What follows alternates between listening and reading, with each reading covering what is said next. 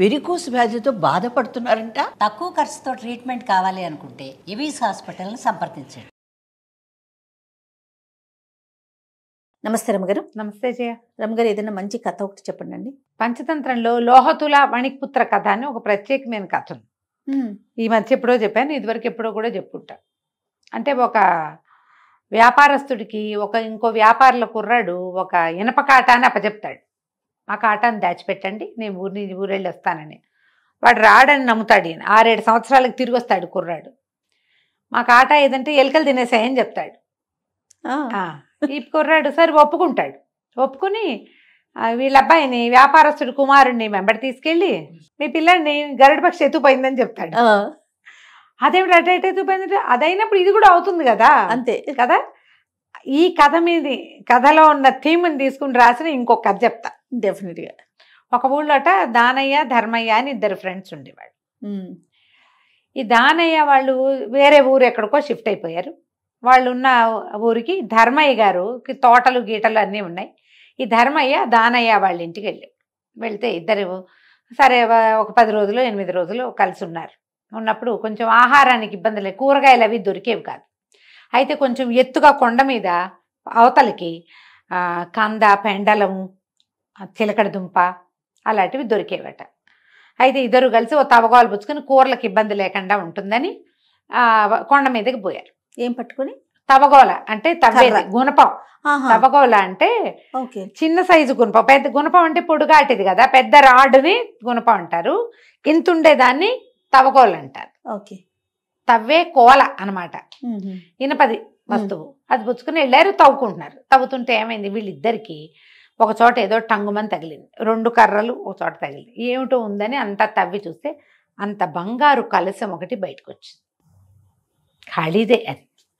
ఆశ్చర్యపోయారు. అయ్యి బాబోయ్, బంగారుది మెరుస్తోంది. చూశారు, అమ్ముకుని చెరుకో సగము తీసుకుందాం అనుకున్నారు. ఈ దానయ్య గారి ఊరు అది. దానయ్యకి ఏమనిపించింది, వీరికి ఎందుకు ఇవ్వాలి, ఇది మన ఊరు కదా అని మాట మార్చేసి, ఇది బంగారమా ఏమిటి, ఎవడో ఏనాడో తెచ్చి ఇక్కడ బారేసి ఉంటాడు, ఏ తగరపదో అయ్యి ఉంటుంది అనేసరికల్లా ధర్మయ్య అన్నాడు, ఇంత మెరవదో తగరమైతే చూద్దాంలే, ఏదైతే అది, ఏదైనా చేరిసగమాను అంటే సరేనన్నాడు. కానీ దానయ్యకి ఇవ్వబుద్ధి లేదు. సరే కిందకి వెళ్ళిపోయారు. ఒక 4 రోజులు ఉన్నారు. వెళ్ళేటప్పుడు అడిగాడు, కలిసిన సంగతి ఏం చేస్తావు అంటే, చూద్దాం, ఎవరినైనా సొన్నారని చూసి బంగారమో కాదో చూపించి కరిగిస్తానులే, నా దగ్గర ఉండి పర్వాలేదు అని చెప్పాడు. ధర్మయ్య సరేనని వెళ్ళిపోయాడు.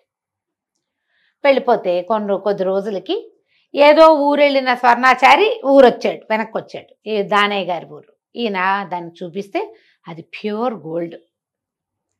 కరగబెట్టి ఆ బంగారాన్ని అమ్మేసి క్యాష్ చేసుకుని డబ్బులు లోపల పెట్టుకున్నాడు.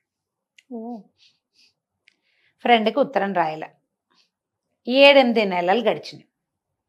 7-8 నెలల తర్వాత మళ్ళీ ధర్మయ్య గారు ఈ ఊరు వచ్చాడు, దానయ్య వాళ్ళ ఇంటికి. వస్తే ఆ కబుర్లు ఈ కబుర్లు చెప్తున్నారు కానీ కలశం పేరు మాత్రం రావటల్లా. సరే అడిగాడు ఆయనే, ఆ కలశం ఏం చేసావోయ్ అని అడిగితే, నేను అప్పుడే చెప్పలేదా, బంగారం కాదు ఏం కాదు, తగరం అయ్యి దాన్ని కరగబెట్టేసరికల్లా అంతా కొలిమిలోనే పడిపోయింది, ఏమీ లేదు, వృధా పని, ఎవడో ఒకడు పారేసుకుని ఉంటాడు, మనకు దొరికింది అని చప్పరిచ్చేశాడు. ఈయనకి ఏమనిపించింది, అబద్ధం చెప్తున్నాడు.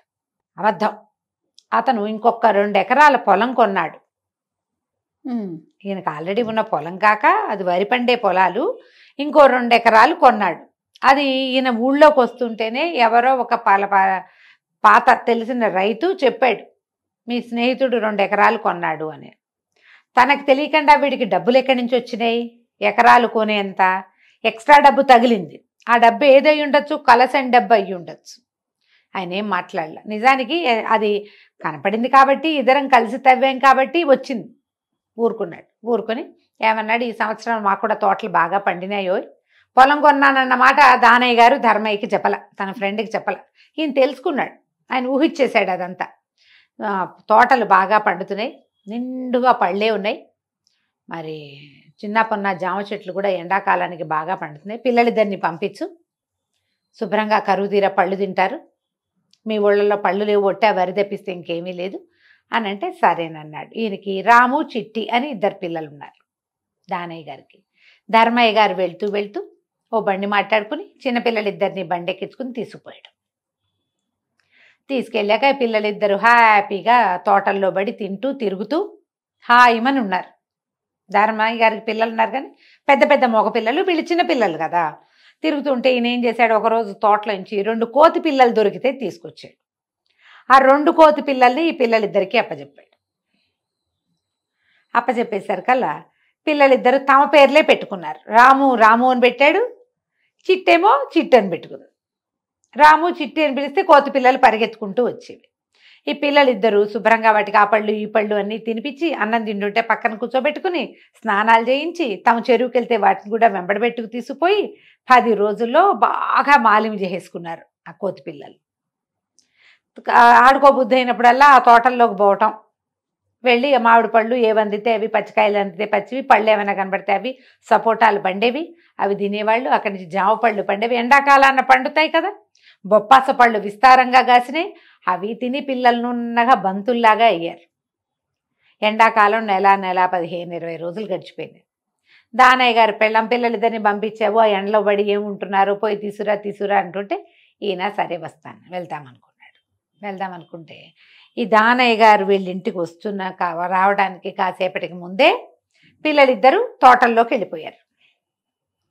సరే ఆయన లోపలికి వచ్చాడు. ఆయన కాసేపు కూర్చుని కబుర్లు చెప్పుకున్నారు, ఏదో కాస్త తిన్నారు. ఏమిటో మా పిల్లలు అసలు కనపట్టలేదు, కేకేయి ఎక్కడున్నారో కేకేయించు, మరి నేను కూడా రేపు వాళ్ళని తీసుకుపోతాను అనగానే ఈయన ఏం చేశాడు, రాము చిట్టి అని గట్టిగా పిలిచాడు. పిలిచేసరికల్లా కోతి పిల్లలు ఉన్నాయి కదా, వాటికి పేర్లతో పిలిచే అలవాటు అయిందిగా. పైగా ఇప్పటికి 1 రోజుల నుంచి అవి ఇంట్లోనే ఉంటున్నాయి. ఎవరు వచ్చినా వాళ్ళ మీదకి ఎక్కిపోవడం అలవాటు అయిపోయింది. లోపల నుంచి పరిగెట్టుకుంటూ వచ్చేసి పిల్ల కోతులు 2, ఒకటి ఈయన నెత్తి మీద, రెండోది ఆయన నెత్తి మీద ఎక్కినాయి. ఎక్కగానే నిర్ఘాంతపోయాడు. వాటి కొత్త పాత లేదు, ఎవరు వస్తే వాళ్ళ మీద ఎక్కేస్తున్నాయి. వీళ్ళింట్లో వీళ్ళు భార్యాభర్త 2-3 మగ పిల్లలు ఉన్నారు, వాళ్ళు ఒక 5-6, 2 చిన్నపిల్లలు, 4 పనివాళ్ళు. ఎవరు పిలిస్తే వాళ్ళ నెత్తి మీద ఎక్కేస్తున్నాయి. వీళ్ళు ఎక్కేసరికల్లా ఏమిటో ఇదేమిటో అన్నాడు ఆయన దానయ్య గారు. అనగానే అదేనయ్యా మీ పిల్లలు, ఇదిగో రాము చిట్టి, ఏమిటో వచ్చినప్పుడు బాగానే ఉన్నారు కానీ తోటల్లోకి వెళ్ళడం మొదలు పెట్టాక ఇలా అయిపోయారన్నాడు. నిర్ఘాంతపోయాడు. పలుకుతున్నాయి అవి రాము చిట్టి అనేసరికి ఆయనకి నోట్లోంచి మాట రాల.